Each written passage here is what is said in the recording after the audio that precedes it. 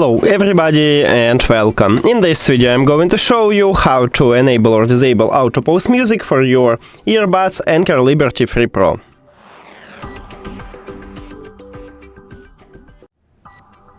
You have to start by open Soundcore application, and if you add your earbuds to the application you will see it at the device list.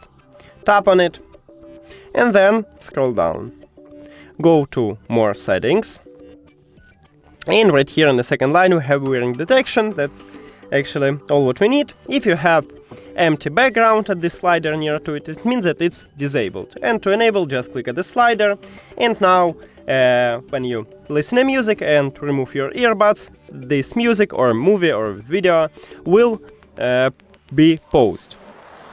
And if you have colorful background at this slider, it means that it's enabled, and to disable it, just tap at this slider also.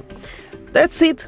Thank you for watching this video. If you found it helpful, please consider subscribing to the channel and leave the like on the video. See you later.